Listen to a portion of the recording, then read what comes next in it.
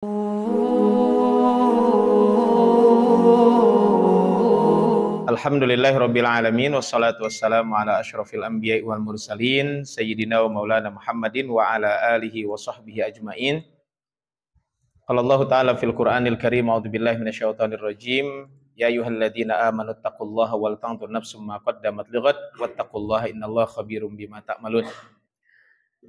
Taib pada nakhatillah yang dimuliakan Allah Subhanahu wa taala. Alhamdulillah di hari ini kita semuanya bisa bertemu kembali di masjid ini dalam keadaan sehat walafiat, dan insya Allah di hari ini kita akan coba membahas tentang bab sholat gitu ya, yang mungkin pertemuan kali ini kita akan membahas beberapa poin tentang sholat, mungkin lebih kepada muqaddimah tentang sholat dulu gitu ya. Mungkin nanti kita akan bahas sampai ke pembahasan kita adalah kaitan dengan pembahasan kita tentang sholat ini. Insya Allah nanti kita akan membahas tentang ini, mungkin tentang syarat dan syarat sholat ya. Baru nanti pertemuannya akan datang mungkin kita akan membahas tentang rukun sholat gitu ya. Nah, kalau kita berbicara tentang kitab sholat ini atau bab sholat ini, mungkin ini menu tentang sholat ini kurang lebih ini ya. Ini mungkin poin kita akan membahas tentang sampai sini syarat-syarat sholat. Ini nanti kita akan membahas.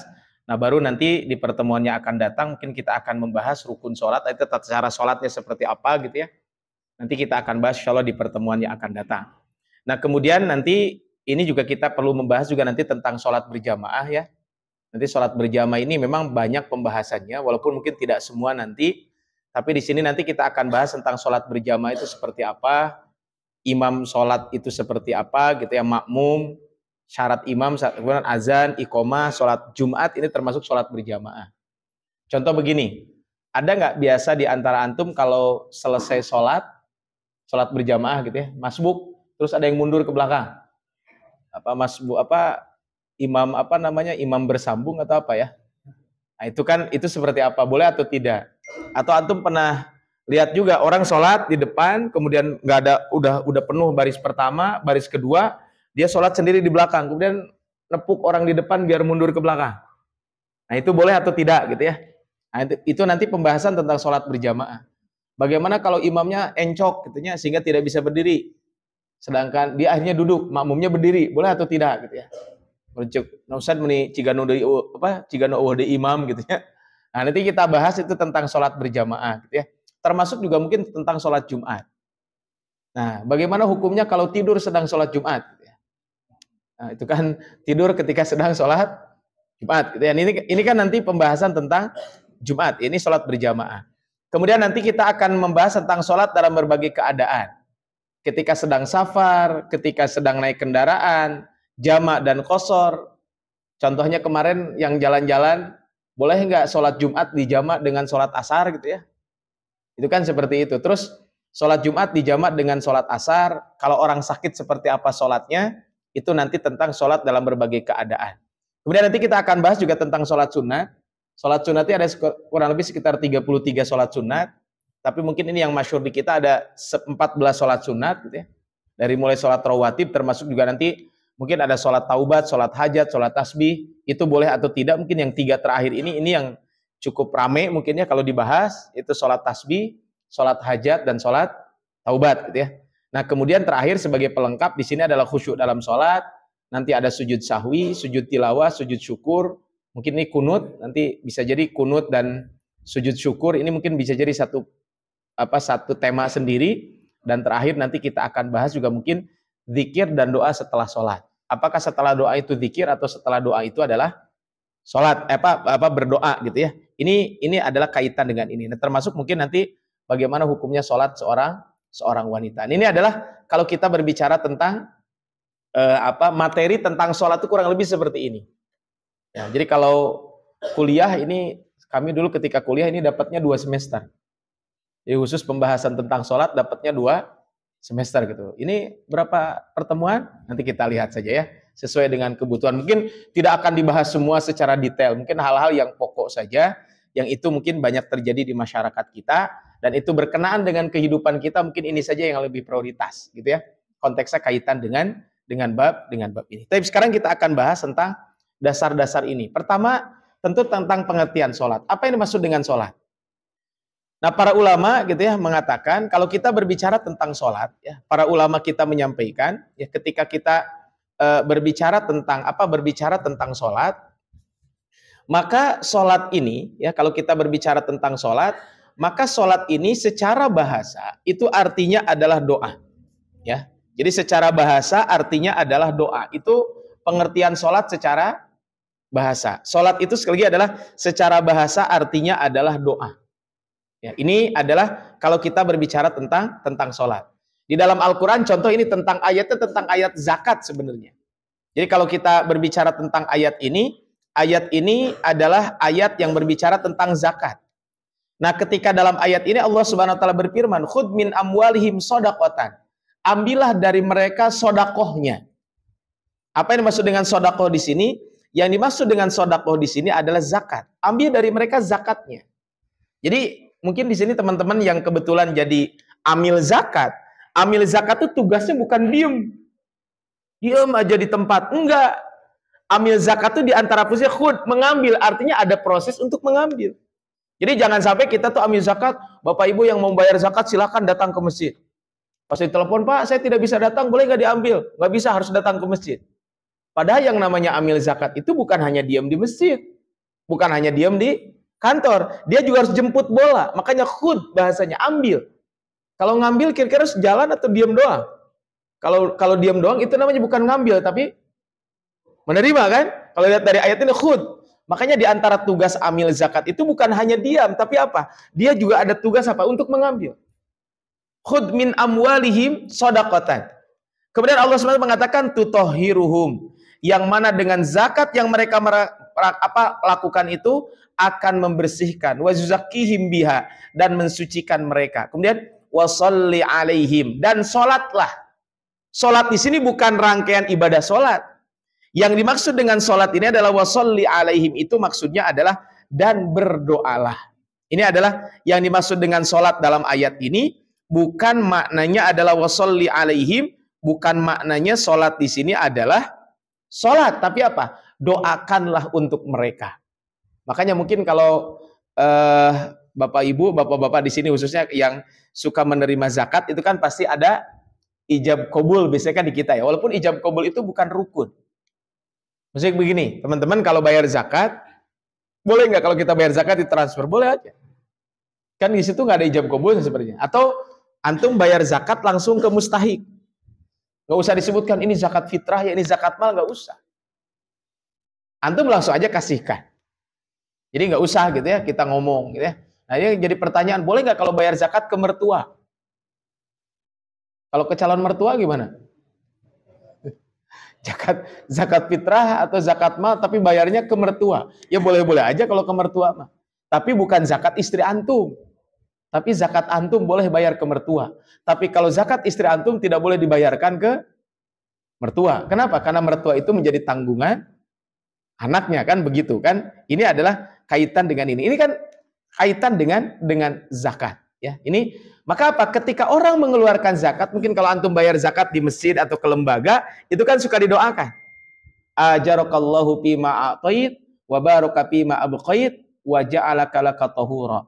Ini kan salah satu doa yang diajarkan oleh Nabi sallallahu alaihi wasallam. Bukan diajarkan oleh Nabi, disebutkan oleh para ulama kaitan dengan ini. Ini adalah kalau kita berbicara tentang ini. Nah, kemudian ibarat mata Allah Subhanahu wa taala, secara istilah apa yang dimaksud dengan zakat? Kalau secara istilah zakat itu adalah serangkaian ucapan dan gerakan, ya, ataupun dalam bahasa Arab aqwalun wa af'alun. Salat itu adalah serangkaian ucapan. Jadi ada nanti rukun salat yang berbentuk ucapan.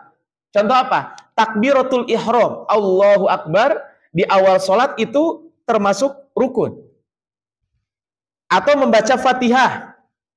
Wa af'alun, ada gerakan, berdiri contohnya, ruku, sujud, itu kan gerakan.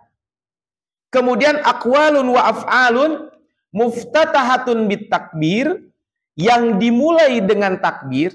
Jadi ada perbuatan, ada ucapan tertentu yang dimulai dengan takbir, muhtatamatun bitaslim, diakhiri dengan salam.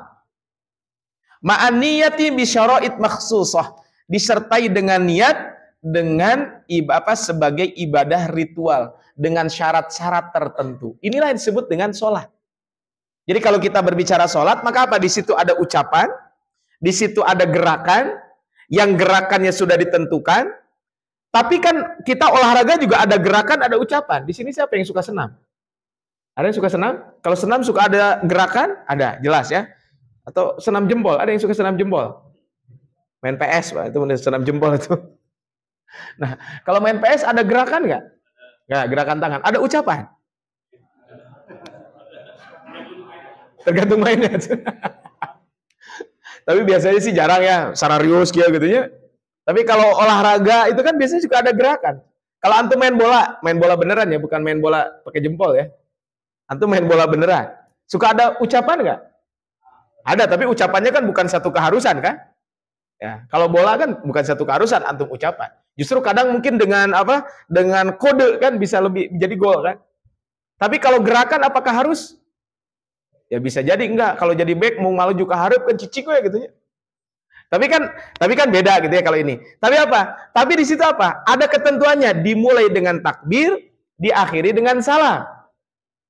Kemudian apa? Bisyara'id makhsusah, dengan tata cara tertentu sebagai ibadah ritual. Ini disebut dengan sholat. Nah, kalau kita berbicara tentang sholat ini, maka kita sekarang berbicara tentang sejarah dulu. Bagaimana sih sholat itu? Apakah sholat ini kehususan umat Nabi atau sebelumnya ada? Maka kalau kita lihat, ternyata ibadah sholat ini, ya, kalau kita berbicara tentang ibadah sholat ini, maka apa? Maka ibadah sholat ini, pertama adalah umat-umat terdahulu mereka pun sholat. Ya. Jadi umat-umat terdahulu mereka juga sholat. Cuman mungkin tata caranya yang berbeda dan jumlahnya yang berbeda. Tidak ada seorang nabi atau rasul pun kecuali mereka itu diperintahkan sholat. Jadi sholat ini bukan kekhususan umat nabi. Memang ada beberapa ibadah yang kekhususan umat nabi. Kemarin kita bahas tayamum. Tayamum itu kekhususan umat rasul. Umat lain nggak ada tayamum. Ya.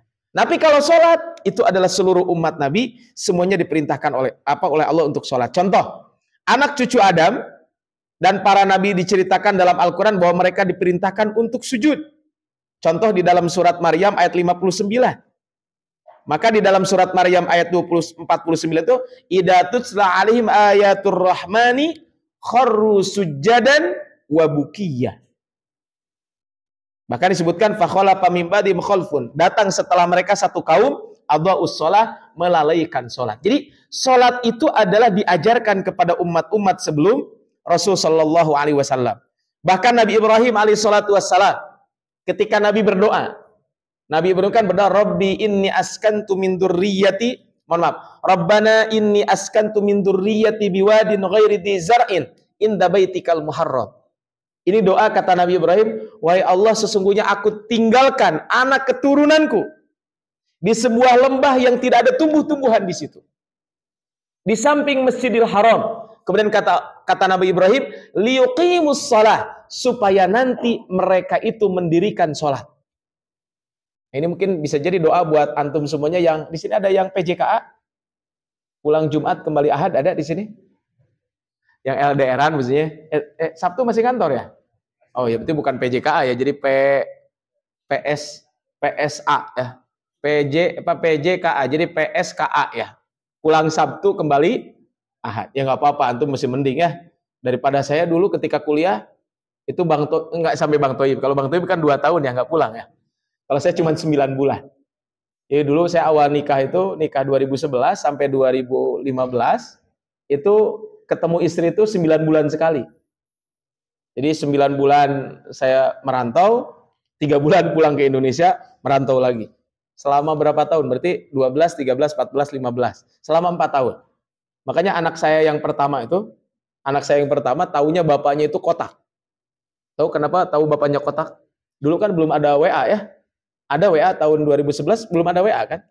WA 2000 berapa tuh? 2014, 13-an ya kayaknya WA ya. Tapi kan dulu belum bisa video call ya, WA itu baru chat juga masih terbatas. Nah, dulu saya pakai aplikasi ini video voice video. Kalau dulu masih Skype. Dulu belum ada Zoom. Dulu saya pakai Skype. Jadi kalau pingin ngobrol dengan istri lama ya pakai Skype. Nah itu anak saya tuh itu ayah cina. Jadi kalau lihat laptop itu itu ayah cina. Jadi dikira ayahnya tuh laptop gitu. Karena jarang ketemu. Anak saya yang pertama. Sekarang doanya sekarang sedang pesantren ya, baru masuk kemarin 2 bulan yang lalu. Nah, tapi kembali tadi, Nabi Ibrahim berdoa. Nah, jadi antum kalau LDR jadi doa, ya Allah gitu ya. Saya tinggalkan anak keturunanku, tapi kan nggak di lembah ya. Antum meninggalkan anak istri di lembah nggak? Ada yang istrinya ditinggalin gitu, kan nggak di lembah ya. Di apa? Di bukit. Ya, maksudnya kan artinya kita serahkan kepada Allah Subhanahu Wa Taala. Kata Allah, ya Allah, apa kata Nabi Ibrahim? Ya Allah, aku tinggalkan anak keturunanku di sebuah lembah yang tidak ada tumbuh-tumbuhan di situ. Tapi di dekat Masjidil Haram. Kenapa ditinggalkan? Karena ini perintah Allah Subhanahu Wa Taala. Maka kata Nabi Ibrahim, liyuqimus shalah, supaya mereka mendirikan salat. Itu Nabi Ibrahim. Sayyidah Maryam tadi begitu. Bukan Sayyidah Maryam. Tadi disebutkan para nabi. Di antaranya adalah para nabi, di antara Nabi Adam alaihissalatu wassalam dan para nabi yang lain. Termasuk juga Nabi Musa alaihissalatu wassalam dan Harun. Di dalam surat Yunus disebutkan wa auhayna ila Musa wa ahihi an tabawwa liqaumikuma bimisr. Bimisr buyutan waj'alu buyutakum qiblah wa aqimus shalah, dan dirikanlah salat. Dan nabi-nabi yang lain kaitan dengan salat ini. Nah, makanya Nabi Musa, Nabi Sulaiman dan nabi yang lain mereka adalah mendirikan salat. Sehingga disebutkan semua agama samawi yang bersumber dari Allah Subhanahu wa taala itu pasti ada salatnya. Cuman mungkin tata cara sholatnya yang berbeda. Kemudian yang kedua adalah sholat itu juga turun di awal kenabian. Jadi di awal kenabian itu ketika awal-awal Rasul diangkat jadi nabi, turun ayat surat Al-Muzammil. Ya ayyuhal muzammil, qumil laila illa qalila. Jadi sebenarnya di awal Islam sudah ada sholat. Ketika Rasul diangkat jadi nabi, tapi sholatnya adalah sholat malam. Makanya disebutkan kan qumil laila illa qalila, nisfahu aw yanqus minhu qalila. Salat malamnya itu setengah malam atau kurangi sedikit, sepertiga. Auzid alaihi, atau tambah 2/3. Bisa kebayang ya kalau salat tahajud itu tetap wajib buat kita setengah malam atau sepertiga malam. Jadi kalau sepertiga malam berarti kita tuh baru boleh tidur jam berapa ya? Kan hitung sepertiga malam itu dari azan maghrib. Sekarang azan maghrib 17.56 ya. Azan maghrib 17.56. Adzan subuhnya jam berapa sekarang? 5 berapa? 4.40 lah biar gampang ya. Berarti kan sekitar 10 jam. Berarti setengah jam 6, 7, 8, 9, 10, 11, 12, 1, 2, 3, 4. Berarti 10 jam setengah. Jadi malam kita ini 10 jam setengah. Nah, tinggal dibagi 3, berarti berapa? 3 jam setengah ya. Kalau adzan Isya sekarang jam berapa adzan Isya? Jam 7 ya. Berarti jam 7 tambah 3 jam setengah jam berapa berarti? 8, 9, 10. Jadi setengah 11 antum baru boleh tidur. Jadi dulu sholatnya itu adalah sepertiga malam. Atau bisa jadi ditambah jadi setengah. Kalau ditambah lagi 2/3. Kalau setengah berarti 5 jam. Jadi kalau 5 jam dari jam 7 aja, 8, 9, 10, 11, 12, 1. Jadi sholat malam sampai jam 1. Kan bisa kebayang ya. Ini adalah, nah di awal-awal Islam ternyata itu sholat diwajibkan kepada Rasul Sallallahu Alaihi Wasallam, tapi sholatnya itu adalah sholat malam, dan sholat malam itu hukumnya wajib ketika itu. Walaupun memang tidak lama tahun kemudian turun surat Al-Muzammil ayat ke-20, maka dihapus kewajiban sholat malam itu. Nah kemudian berikutnya adalah sholat diwajibkan oleh Allah di saat Isra Mi'raj, yang mana sholat malam jadi sunnah dan yang menjadi wajib adalah 5 sholat, 5 waktu. Zuhur, asar, maghrib, isya, dan subuh. Ini adalah kaitan dengan, jadi kalau kita berbicara tentang sejarah sholat kurang lebih seperti ini. Nah kemudian kalau kita lihat dalil tentang Quran kaitan dengan sholat. Kalau kita lihat di dalam Al-Quran, ya, ayat yang berbicara tentang sholat itu adalah ada 12 perintah. Ya, jadi ada 12 perintah di dalam Al-Quran kaitan dengan sholat. Dengan ungkapan aqimus sholah itu dengan perintah itu. Aqimus sholah, dirikan sholat pakai jamak. Itu ada 12 kali. Sedangkan aqimis salata itu ada 5 kali. Jadi kalau kita lihat berarti di sini adalah perintah tentang sholat di dalam Al-Quran. Dengan aqimu dan aqimi itu ada 17 kali. Mirip ya dengan jumlah rokaat ya. Jadi aqimus shalah. Contohnya kan di dalam Al-Quran yang paling masyhur gitu ya. Innas sholata, di dalam Al-Quran contohnya wa aqimus sholata wa atuz zakata warqa'u ma'ar raqiin dalam surat Al-Baqarah.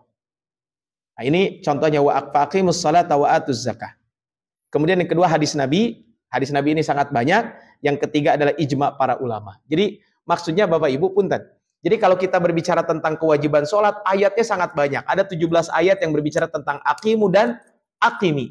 Di samping tentu ada ayat-ayat lain yang berbicara tentang kewajiban kita melaksanakan ibadah sholat tersebut. Jadi ada aqimu, ada aqimi.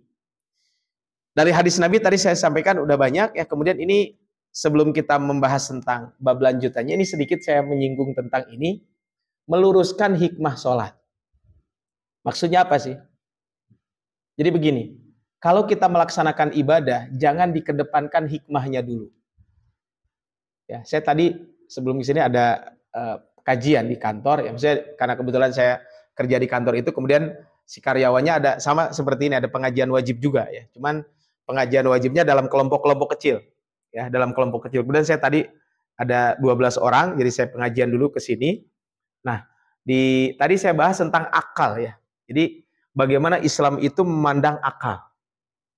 Nah, terus saya sampaikan, dalam pelaksanaan syariat ibadah, jangan dikedepankan akal dulu. Dalam pelaksanaan syariat ibadah, jangan dikedepankan hikmah dulu. Tapi yang kita kedepankan adalah keimanan dulu. Jadi dalam syariat yang harus kita kedepankan keimanan. Jangan kenapa. Kalau antum jawab kenapa, sulit menjawabnya. Sok sekarang saya tanya, kenapa sholat subuh 2, sholat isya 4? Kira-kira kalau kita cari kenapa, ketemu gak jawabannya? Kenapa subuh 2, isya 4? Kan lebih tepat mungkin isyanya 2, subuhnya 4. Kenapa? Karena kalau subuh kan bangun, tidur. Ya. Kenapa sholat zuhur itu sir? Bacaannya pelan. Tapi kalau sholat Jumat, bacaannya jahat. Kalau sholat isya maghrib wajar karena malam ya. Ini sholat zuhur sir. Tapi kalau sholat Jumat jahat. Ada nggak antum pernah sholat Jumat tapi sir? Allahu Akbar. Imamnya nggak baca bismillahnya dikeraskan. Ada? Alhamdulillahnya dikeraskan. Nggak ada kan? Nah, coba apa hikmahnya? Kalau antum cari hikmah nggak bakalan ketemu. Maksudnya bukan nggak bakalan ketemu. Ketemu. Tapi kapan antum akan ibadahnya? Makanya ini maksud meluruskan hikmah sholat itu maksudnya begini. Nah, kadang kan ini orang selalu membahas sholat itu mungkin dari sisi hikmahnya. Hikmah sholat itu dari sisi kesehatan, itu sama dengan pokoknya gitu ya. Hikmah sholat itu dari sisi olahraga. Kenapa? Karena ya kita kan seperti olahraga dan lain sebagainya. Hikmah sholat untuk ketenangan jiwa, hikmah sholat untuk kedisiplinan, hikmah sholat untuk mistis. Ya, sah-sah aja kita membahas tentang kedisiplinan dalam sholat. Tapi jangan fokus di situ. Tapi justru yang harus fokus apa? Yang harus fokus akhirnya apa? Yang harus fokus di sini adalah justru ini. Sholat itu berdasarkan tuntunan. Ada atau tidak ada rahasianya, tetap itu wajib. Sehingga apa? Jangan terjemah kita sholat itu memberikan semangat motivasi itu hanya dari hikmah saja. Dan akhirnya apa? Repotnya justru orang itu nanti cari popularitas.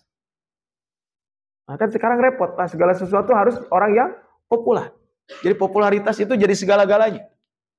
Ini adalah tentu kaitan dengan bab ini. Jadi jangan sampai kita ini terjebak dalam ibadah itu kaitan hikmahnya saja. Sehingga kalau tidak ada hikmah, saya tidak akan ibadah.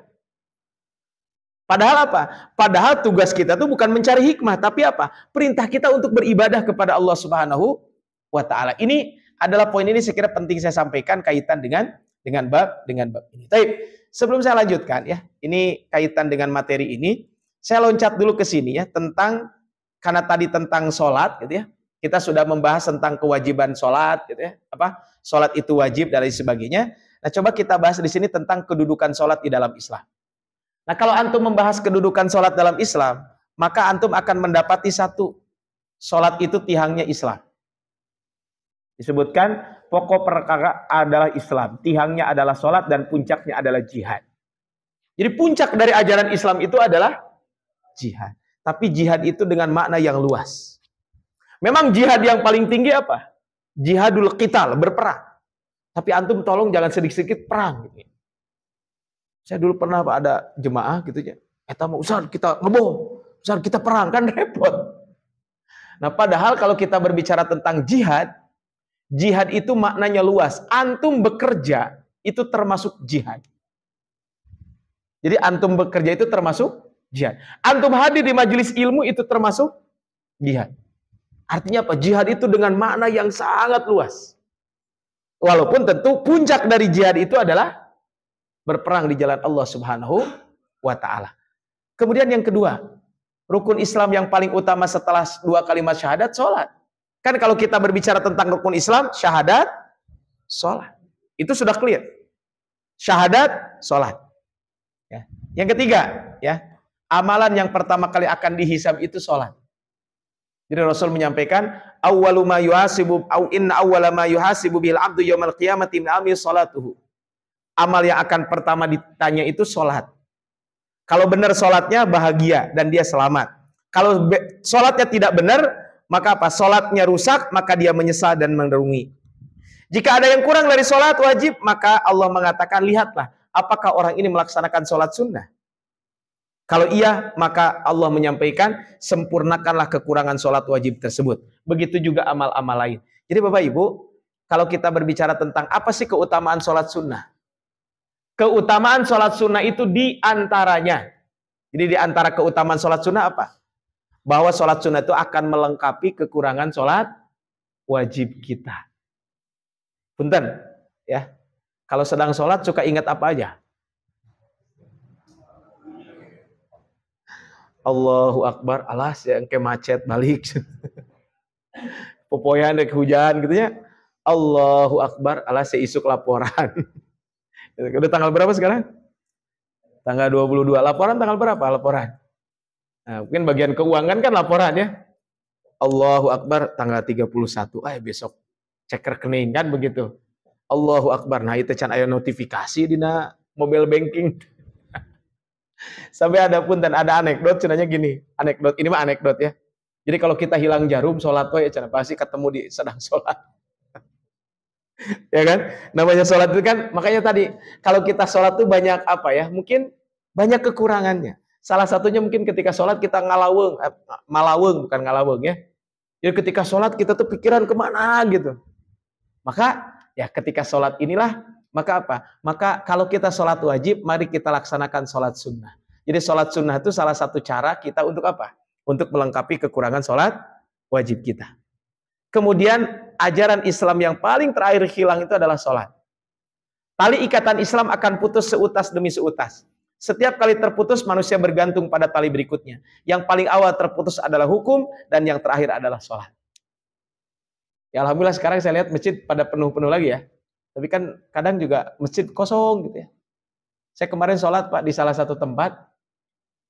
Sholat maghrib ya. Itu berlima, berempat gitu. Sholat maghrib. Saya tanya emang nggak ada jemaahnya di sini mah katanya.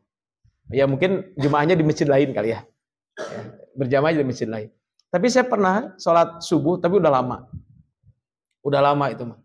Dia yang azan, dia yang qomat, dia juga yang jadi imam, dia juga yang jadi makmum. Jadi diborong sama dia semua. Jadi pernah waktu itu saya sholat, jadi dulu, tapi udah lama ya.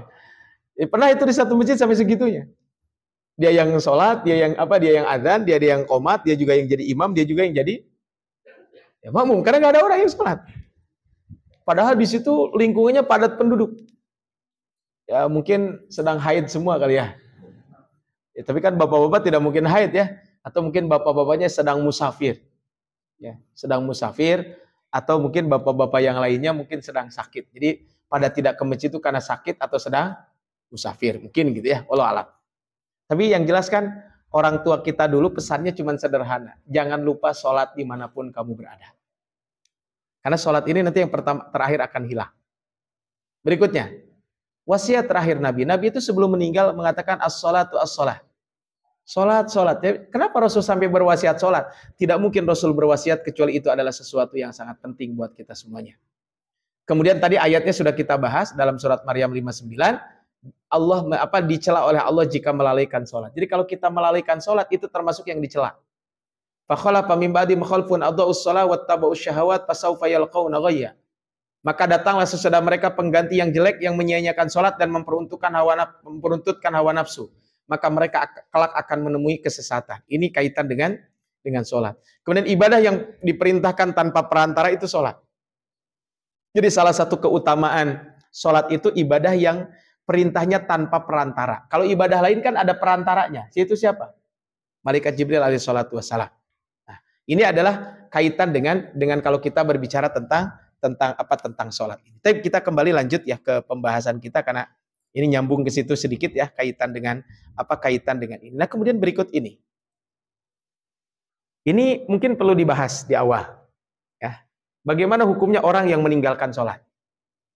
Nah, orang yang meninggalkan sholat itu ada dua kelompok. Ya, jadi kalau kita berbicara tentang yang meninggalkan sholat itu ada dua kelompok. Pertama adalah ada orang yang meninggalkan sholat dan masih meyakini kewajiban sholat.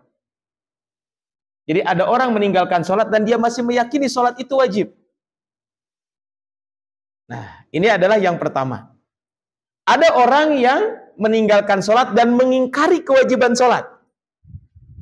Nah, kalau yang kedua ini, para ulama sepakat dia termasuk orang kafir. Jadi orang meninggalkan sholat dan dia yakin sholat itu tidak wajib, maka dia termasuk orang kafir. Tapi kalau dia tidak sholat, tapi dia meyakini sholat itu wajib, maka itu termasuk dosa besar. Walaupun memang para ulama berbeda pendapat kaitan dengan orang meninggalkan sholat, tapi dia sengaja meninggalkan sholat, tapi yakin itu wajib. Maka sebagian ulama mengatakan dia kafir. Ulama lain mengatakan orang tersebut dia harus dibunuh dan lain sebagainya. Nah, sehingga disinilah hukum duniawi. Kalau hukum ukhrawi jelas dua-duanya dosa. Cuman kafir atau tidak. Cuman memang para ulama membagi kaitan dengan hukum dunia kalau tidak sholat. Pertama, sebagian ulama mengatakan, di antara mazhab Hanafi, mengatakan apa? Kalau ada orang meninggalkan sholat bisa dibunuh atau dipenjara atau dipukul sampai dia mau sholat. Antum bersyukur ya kepada Allah Subhanahu wa taala, di tempat kerja antum boleh sholat nggak?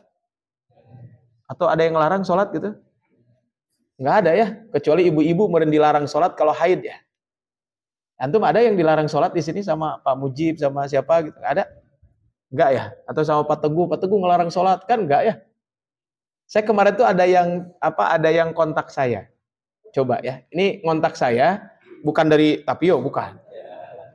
Kontak saya ini bukan. Ada dia sedang tugas di luar kota. Bahkan bukan di luar kota, di luar negeri. Dia sedang kayak semacam PKL gitu ya. Dia sedang di mana? Saya lupa, di Manchester atau di mana? Pokoknya di luar negeri lah, di Eropa. Jadi dia sedang di Eropa. Nah, kemudian ketika sedang di Eropa tersebut, dia nanya, "Ustadz, boleh nggak sholatnya di jamaah?" Terus bagaimana dengan sholat Jumatnya katanya. Nah, terus ketika itu kan karena memang mungkin lingkungannya berbeda dengan di kita. Maka saya bilang, ya nggak boleh sholatnya di jamaah karena kan bukan sedang safar. Ya, terus bagaimana sholat Jumat? Sholat Jumat tetap wajib. Ya tinggal nanti cari alternatif saja sholat Jumat. Ada teman saya Pak ya nggak usah disebutin, di Korea. Itu untuk sholat Jumat tuh butuh effort yang lumayan. Anaknya itu dia kelas 6 SD, kelas berapa SD gitu. Karena bapaknya kuliah, ibunya di rumah, anaknya di sekolah Korea. Tapi mereka mengizinkan kalau muslim mau Jumatan. Itu kalau mau Jumatan naik kereta heula, Pak. Naik kereta 2 kali atau 3 kali gitu. Kalau kita mah naik bukan naik wush tapi ya. Ya bukan, makanya kemarin ada candaan sama teman saya. Sekarang tuh sudah tidak ada debat kusir. Tahu kenapa tidak ada debat kusir? Karena karena kereteknya atau delmannya sudah nggak ada. Sekarang diganti dengan wush. Jadi sekarang bukan debat kusir ya, debat masinis kali ya. Nah, ini dia kalau mau sholat itu harus perjalanan jauh. Ada di beberapa tempat kadang waktu sholat itu bukan waktu istirahat. Gimana gitu? Nah, alhamdulillah kita diizinkan untuk sholat. Makanya dalam mazhab Hanafi kalau ada orang meninggalkan sholat, ya. Jadi kalau ada muslim yang tidak mau mengerjakan sholat, hukumnya di dunia adalah dipenjara atau dipukul dengan keras hingga keluar darah. Hal ini harus terus dilakukan hingga dia merasa kapok dan mau mengerjakan sholat. Bila tidak mau juga, maka dibiarkan terus di dalam penjara hingga mati. Ini, namun dia tidak boleh dibunuh kecuali nyata-nyata mengingkari kewajiban sholat. Jadi kalau dia mengingkari itu adalah baru dibunuh. Kalau tidak mengingkari, enggak, dipenjara, dipukul sampai dia mau sholat. Kalau dalam mazhab Syafi'i mengatakan bahwa orang yang tidak mau sholat hukumannya tidak kafir. Akan tetapi dia tetap harus dibunuh. Kebolehan ini kebolehan dibunuh karena apa? Karena dasar hukum dari Allah, bukan karena pelakunya kafir, sehingga orang ini tidak dianggap sebagai kafir yang keluar dari Islam. Kemudian sebagian lagi menyampaikan, ini dalam mazhab Hambali mengatakan bahwa kalau ada orang yang meninggalkan sholat maka sama, itu orang tersebut adalah dibunuh. Nah, alhamdulillah kita mah ya tidak ada yang melarang sholat. Alhamdulillah juga kita mah bahkan difasilitasi untuk sholat. Makanya bersyukurlah antum kalau mendapatkan tempat kerja yang di situ mendukung waktu sholat. Saya punya tetangga subhanallah, walaupun mungkin idealismenya terlalu tinggi juga menurut saya. Tapi nggak apa-apa, silakan saja. Dia itu keluar kerja, kenapa? Karena nggak bisa sholat duha. Kenapa sih bilang nggak bisa sholat duha? Karena kalau di tempat kerja, kalau sudah masuk kerja nggak bisa keluar katanya untuk sholat duha. Saya bilang nggak usah sholat duha. Kan sholat duha hukumnya wajib atau sunnah? Sunnah ya. Kalau antum di kantor dilarang sholat duha, jangan sholat duha. Sholat duhanya kapan? Ya antum sebelum masuk kantor. Masuk kantor jam 8. Ya antum sholat duha setengah 8. Antum masuk kantor setengah 8, sholat duha jam 7. Antum masuk kantor jam 7, sholat duha setengah 6. Antum masuk jam setengah 6, jam 7, setengah 7. Antum masuk setengah 7, sholat duhanya jam berapa? Jam 6. Antum masuk jam 6, sholat duhanya? Ya nggak ada, sudah sholat duha kan minimal sudah terbit matahari. Kalau setengah 6, sholat duha setengah 6 ya belum masuk. Kecuali mungkin kalau di musim nanti mungkin sekitar 5-6 bulan yang akan datang kan kalau adzan subuhnya jam 4, nah itu setengah 6 sudah masuk duha. Tapi kalau sekarang waktu duhanya jam 6 lebih lah ya. Kan usia ada imsak tuh jadwalnya tuh. Tuh ada syuruk jam 5.55 tambah 15 menit berarti waktu duhanya adalah sekitar jam 6 lebih 10 menitan.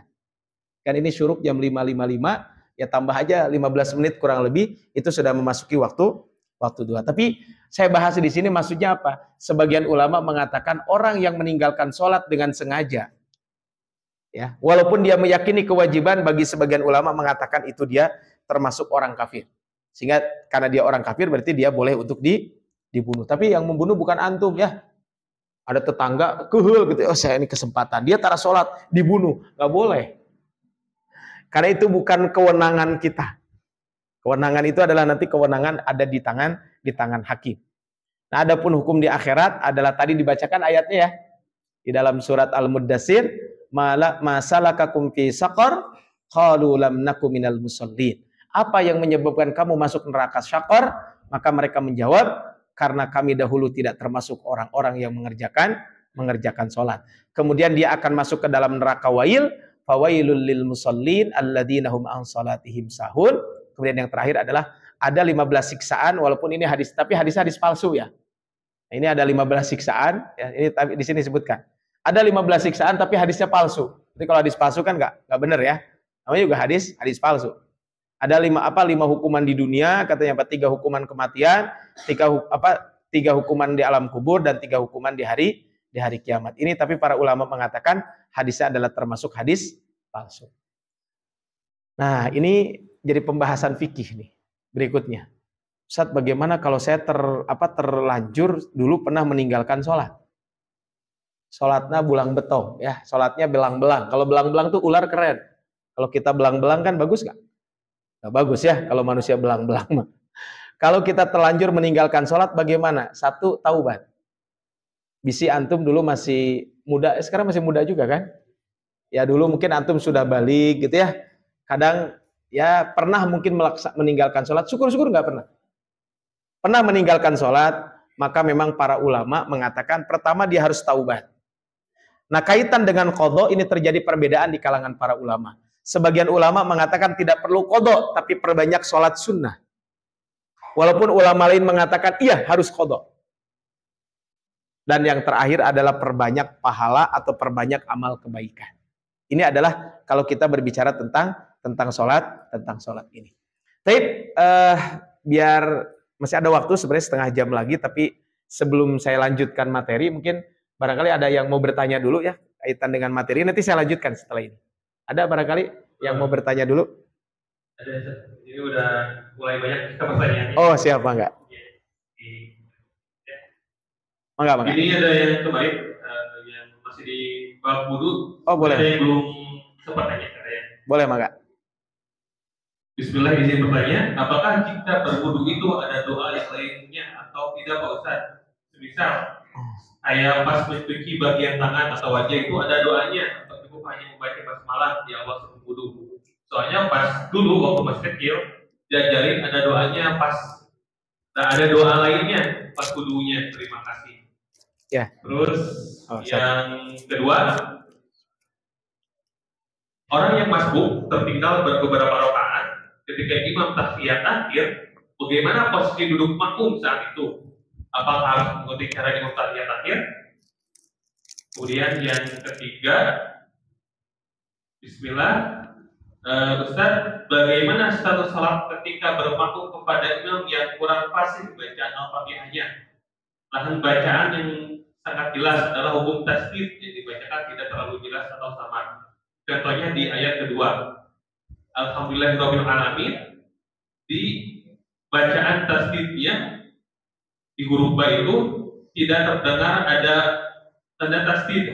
Apakah kesalahan tersebut masih bisa ditolerir? Di apa tadi yang? Jadi di bacaan Al-Fatihahnya dia imamnya tidak lancar. Oh ya, siap. Robbil alamin harusnya di itu ada tasdid. Robbil alamin. Bacanya Robbil. Oke, siap. Ya. Apakah kesalahan masih bisa ditolerir atau menyebabkan salat bagi makmum di belakangnya menjadi tidak sah? Kemudian yang keempat, izin bertanya Pak Ustaz, jika tadi dikatakan apabila kita meninggalkan sholat akan dicela oleh Allah Subhanahu Wa Taala, apakah jika kita lupa tidak sholat di salah satu waktu tetapi berganti dengan cara diqadha, apakah kita tetap akan dicela oleh Allah? Ya. Satu lagi, pentingkah meluruskan dan merapatkan saf di dalam sholat, dan apa hukumnya bagi yang tidak bagi yang mereka melalaikan safnya, apakah dapat hukuman atau tidak dari kata Pak? Ya, wah ini pertanyaannya sudah banyak begini ya. Padahal pembahasannya belum. Tapi nggak apa-apa ya. Ya, yang pertama ini tentang wudhu ya, karena wudhu pertemuan sebelumnya ya. Karena kalau nanti yang lainnya sebenarnya nanti kita bahas di pembahasan yang akan datang gitu ya.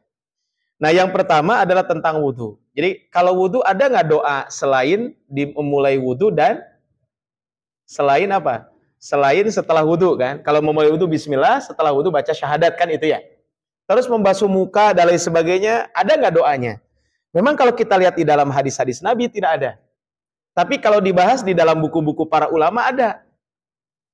Ya, contoh kalau antum baca di dalam kitab Al-Adhkar yang ditulis oleh Imam An-Nawawi. Al-Adhkar itu kan kumpulan zikir-zikir. Nah, Imam Nawawi menyebutkan di situ ada doa ketika membasuh muka, ada doa membasuh tangan. Nah, bagaimana hukum doa tersebut? Mungkin gitu ya.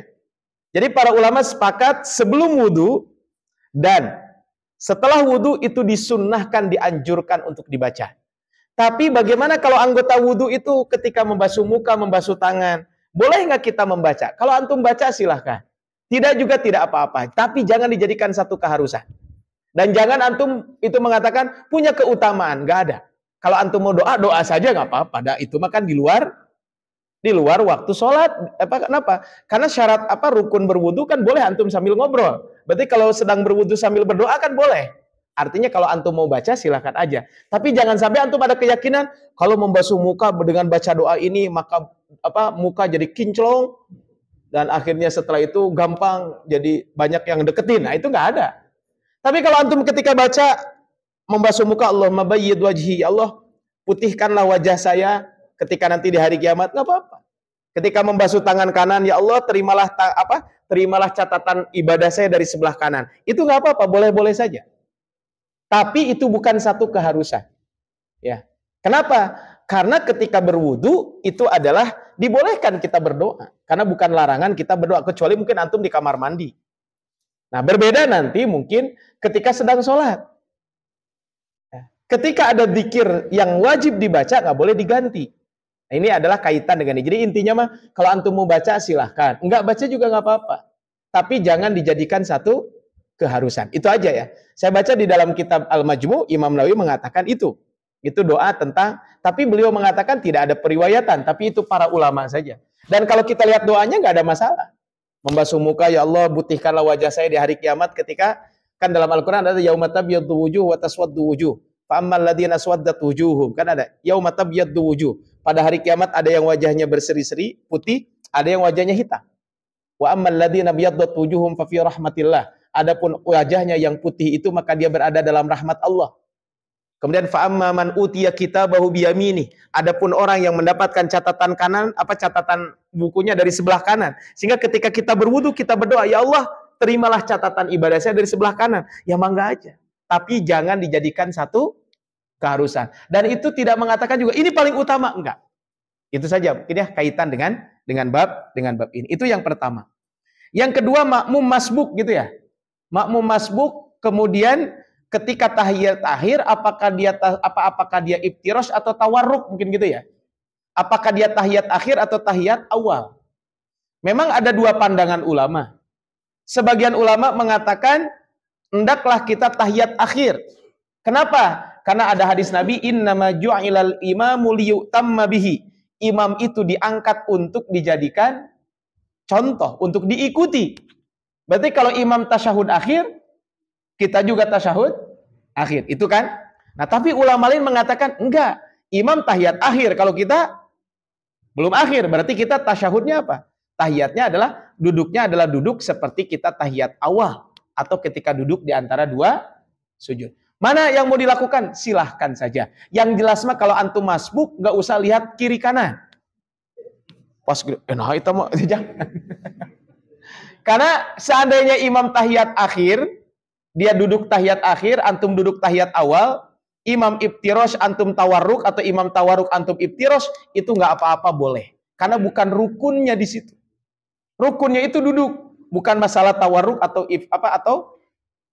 tawarruk atau iftirosh. Nah, ada permasalahan lagi. Kan kalau sholatnya 3 rakaat, 4 rakaat tahiyat akhir kan? Tahiyat akhir kan dengan kita duduk di lantai, kemudian yang kaki kiri dimasukkan, kemudian kaki kanan diberdirikan. Nah, itu kan kalau tahiyat akhir. Tapi kalau tahiyat awal gimana? Kita duduk di kaki kiri kita, kemudian yang kaki kanan diberdirikan, kan begitu. Nah, kemudian pertanyaannya, bagaimana kalau sholatnya 2 rakaat? Apakah kita duduknya tawarruk atau iftirosh? Duduk tahiyat akhir atau duduk tahiyat awal? Nah, ini kan ada perbedaan, kata para ulama mengatakan, sebagian mengatakan duduknya tahiyat awal. Kenapa duduk tahiyat awal? Karena itu rakaat kedua. Karena ada hadis, kalau kamu memasuki rakaat kedua, maka ya duduklah tadi. Duduk dengan kamu duduk di kaki kiri kamu, kaki kanan diberdirikan.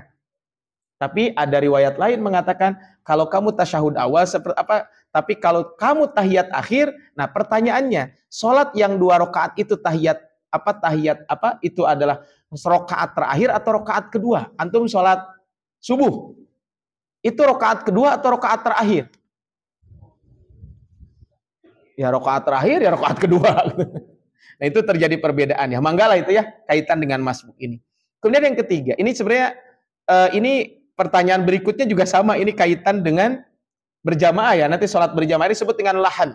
Jadi gini, kalau makmum lahannya sampai dia merubah, mohon maaf, kalau imam sholat kemudian sampai merubah makna surat Al-Fatihahnya, maka lebih baik kita sholat sendiri. Maksudnya kita jadi munfarid. Tapi tentu harus diingatkan dulu ya, kaitan dengan ini gitu ya. Nah, itu kalau sampai merubah makna. Contohnya apa? Alhamdulillahi Rabbul Alamin, kan nggak boleh. Ya, bukan Robbi, tapi Rabbul Alamin, kan jadi merubah. Contohnya adalah siratal ladzina an'amta, itu kan yang benar. Tapi dia baca siratal ladzina an'amtu. Nah, itu nggak boleh. Jadi kan itu tidak tidak ada sholat yang kecuali dia membaca Al-Fatihah. Nah, makanya tadi kalau tadi dia baca Rabbil alamin tapi jadi Rabbil alamin kan jadi berarti salah. Karena robba dengan robu itu kan dengan roba itu kan beda. Maka ini adalah makanya disinilah nanti kita akan bahas mungkin nanti secara khusus tentang imam. Itu tentang imam itu apa? Nanti kita akan bahas tentang imam itu apa? Tentang lahad. Tentang syarat jadi imam itu siapa. Itu ya, mungkin nanti sekilas tentang itu dulu. Nah, ini baru sebenarnya ini yang pertanyaan 2, 3, kemudian 5. Ini pertanyaannya nanti sebenarnya jawabannya ketika pembahasan sholat berjamaah. Tapi ini ada pertanyaan, bagaimana orang yang meninggalkan sholat kemudian tidak diqadha gitu ya. Nah, tadi memang gini, kalau ada orang yang meninggalkan sholat dengan sengaja. Jadi ada orang meninggalkan sholat dengan sengaja. Zaman dulu apakah harus diqadha atau tidak? Sebagian ulama mengatakan tidak perlu diqadha, tapi dia bertaubat kepada Allah dengan sebanyak-banyaknya taubat dan ganti dengan memperbanyak sholat sunnah. Artinya kan berarti dia taubat dengan taubatan nasuha. Terus kalau dia sudah bertaubat, bagaimana? Ya Allah tidak akan murka kepada kita. Karena kita sudah bertaubat. Walaupun ulama lain mengatakan tetap harus diqadha. Enggak lah itu mah ya. Tapi sama aja kan ini yang tadi disampaikan tentang ini ya. Tentang meninggalkan sholat taubat, qadha dan perbanyak, pahala itu perbanyak melakukan kebaikan-kebaikan. Nah, kaitan dengan qadha ini adalah memang sekali lagi adalah terjadi perbedaan di kalangan para ulama. Kaitan dengan apa? Kaitan dengan qadha bagi orang yang sengaja meninggalkan sholat. Sebentar ya. Ini adalah kaitan dengan qadha bagi orang yang sengaja meninggalkan sholat. Sebentar, ada nggak qadha di sini? Ya. Nah, ini Pak. Nah, ini kan ada bukunya ya tentang bagaimana hukum qadha kaitan dengan sholat yang terlewatkan. Nah, ini adalah kaitan dengan sholat ini ibadah yang bisa diqadha dan tidak bisa. Ibadah yang tidak bisa diqadha sholat Jumat, antum nggak bisa qadha sholat Jumat. Nah, contoh gini, antum teh ketiduran gitunya, bangun-bangun jam 4:30 mau sholat Jumat 4:30 nggak bisa. Ya, kalau antum ketiduran ya nggak bisa. Tapi kalau antum ketiduran sholat zuhur antum ketiduran ya bisa. Ya, seperti itu. Yang kedua sholat sunat mutlak, ini tidak bisa diqadha, ya. Nah, cuma sholat wanita haid dan nifas itu tidak perlu diqadha. Orang wanita yang haid dan nifas tidak perlu diqadha. Kemudian ada ibadah yang bisa diqadha. Diqadha kapan saja, ada yang diqadha sewaktu-waktu. Apa yang diqadha? Di sini ada yang diqadha kapan saja. Maksudnya bahwa pergantian atau qadha boleh dilakukan kapan saja, tanpa harus terikat dengan waktu atau jadwal tertentu. Jadi kapan saja dia lakukan qadha, di antaranya adalah hewan udhiyah dan sholat 5 waktu yang ditinggalkan.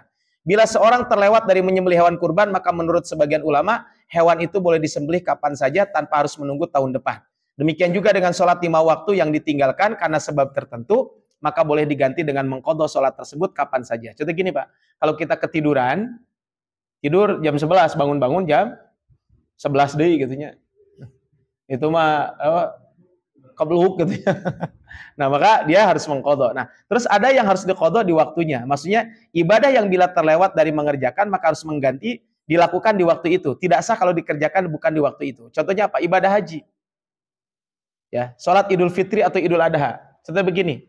Sebagian ulama mengatakan kalau kita contoh gini. Kita ini nggak tahu kalau hari ini teh Idul Fitri. Tahu-tahu sudah jam 12. Maka nggak bisa kita mengqadhanya ba'da zuhur. Tapi besok diqadhanya boleh. Jadi waktu besok. Atau haji. Tahun ini teh hajinya. Kirain teh bukan tanggal 9 ini teh. Terus itu udah tanggal 12. Saya mau haji nggak bisa. Karena hukumnya harus tanggal 9 gitu. Ini adalah kaitan dengan qadha ini. Tapi kembali ke sini ya. Kalau kita berbicara tentang ini ibadah yang berkewajiban mengqadha. Nah, yang berkewajiban di sini? Yang berkewajiban mengqadha, yang murtad, mabuk, sengaja. Ini maksudnya gini. Kalau ada Syafi'iyah berpendapat bahwa seorang muslim yang sempat murtad, maka dia harus mengqadha. Jadi kalau ada muslim yang murtad, maka dia harus mengqadhanya. Kemudian yang kedua, muslim murtad. Kemudian masuk Islam lagi, dia harus mengqadha.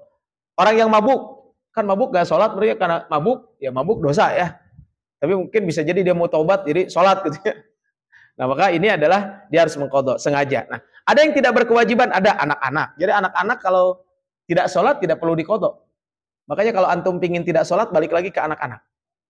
Nah, yang kedua wanita haid dan nifas tidak perlu diqadha. Yang terakhir adalah kafir baru masuk Islam, Jadi kalau ada orang kafir baru masuk Islam tidak perlu dia mengqadha salatnya. Urgensi mengqadha salat yang terlewat agar tidak disiksa dalam neraka, salat dihisab pertama kali. Ini mungkin pertanyaan tadi nyambung ke sini gitu ya. Nah, makanya tadi bagaimana hukum mengqadha salat di sini? Ada beberapa para ulama yang mengatakan kalau tadi ada salat yang tertinggal itu dia harus diqadha. Tapi ulama lain mengatakan tidak perlu diqadha tapi perbanyak amal sunnah saja. Itu mungkin kaitan dengan qadha salat. Yang terakhir tidak merapatkan barisannya ketika salat ya. Jadi kalau kita sedang salat kemudian tidak merapatkan barisan, maka dosa enggak? Nah, ya ini sebenarnya mungkin para ulama mengatakan tidak sampai haram dan tidak sampai membatalkan salat. Tapi tentu kita meninggalkan satu keutamaan.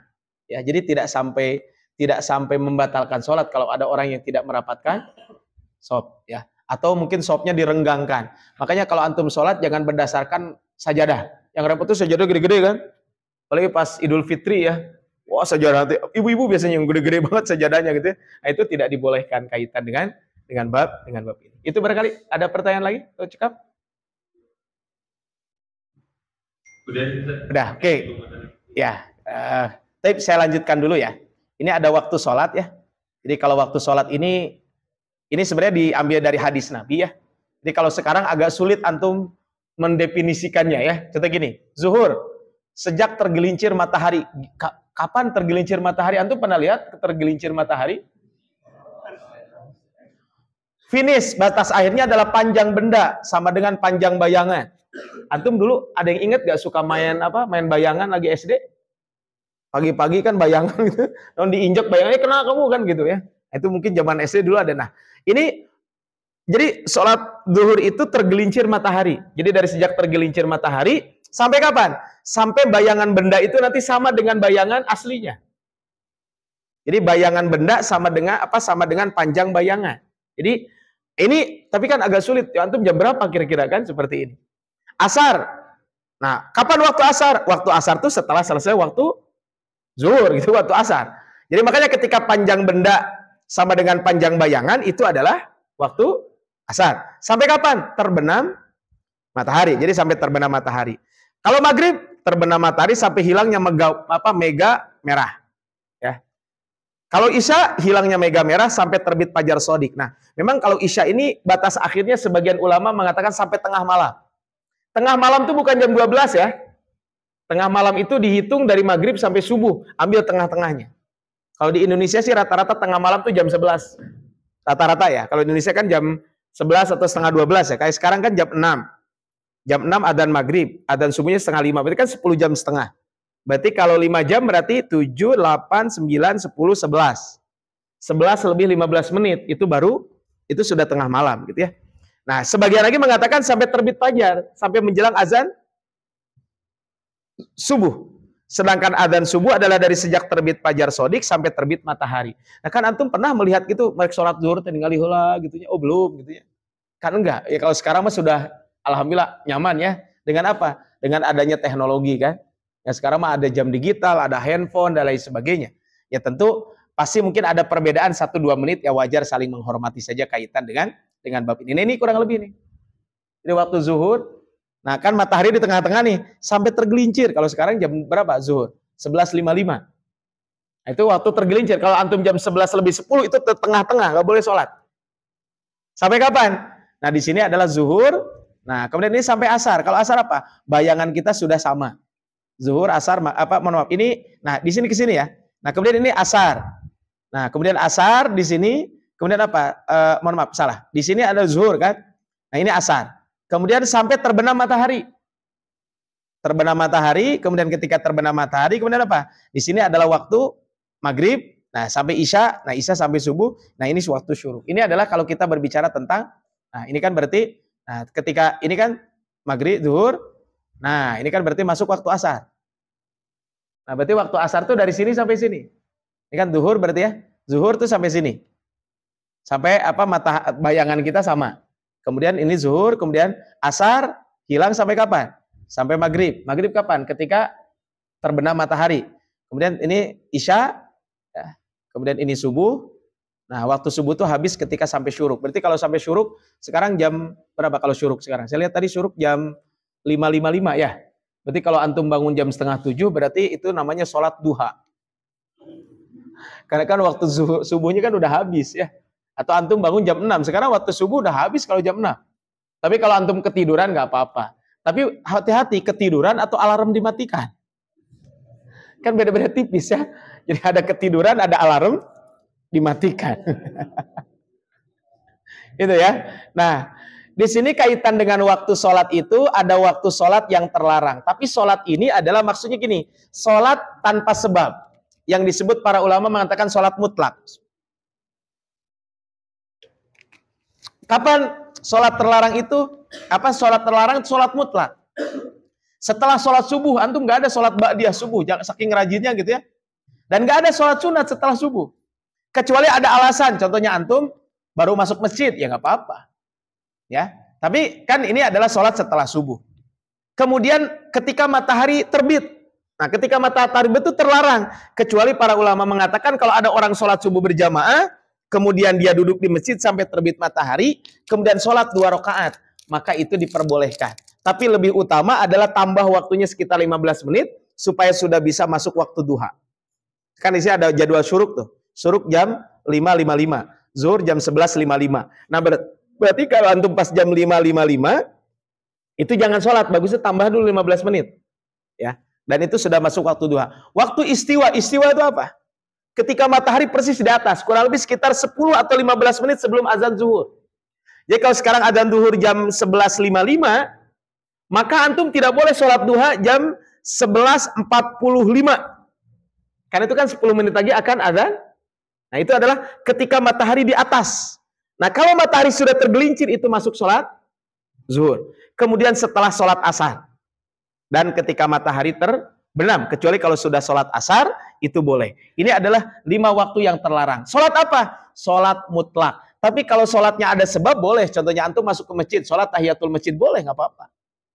Ya. Contohnya antum tidur.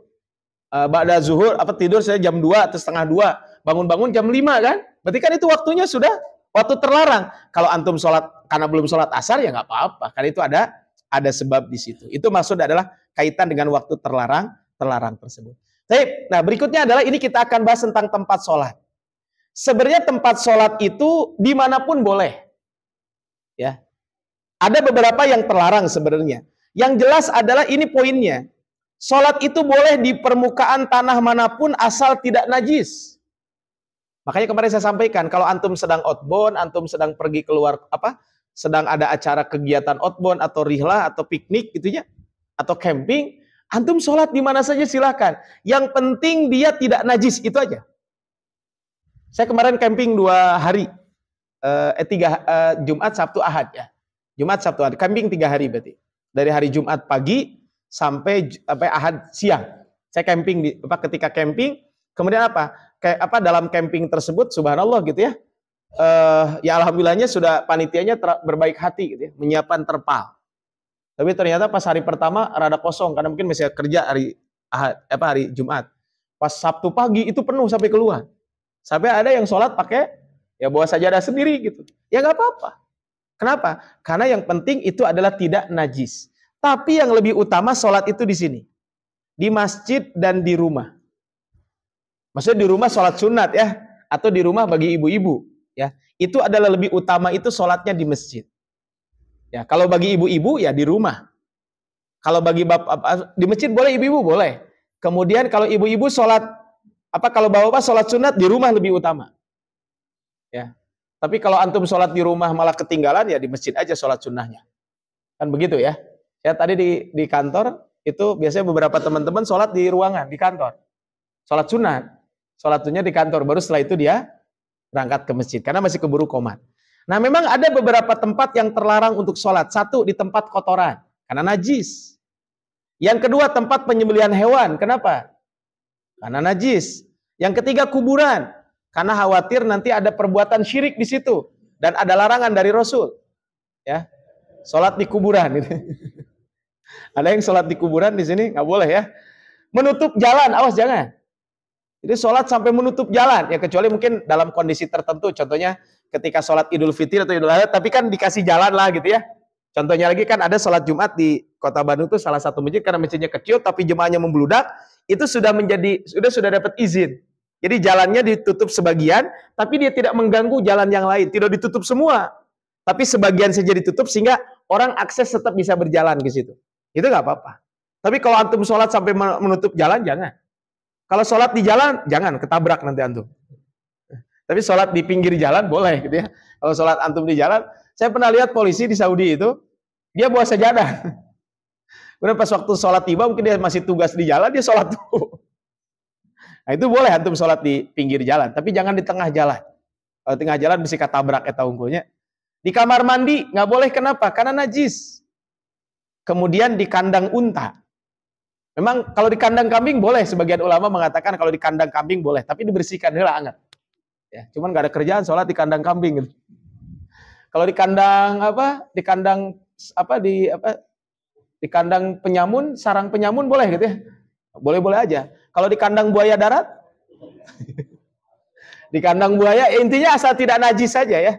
Yang dilarang itu di kandang unta. Tapi kalau di kandang yang lain boleh asal tidak najis, maksud gitu ya.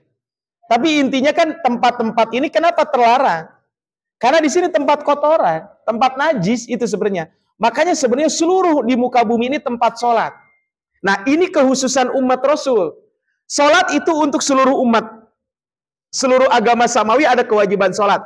Nah khusus untuk umat Rasul, sholatnya itu boleh di mana?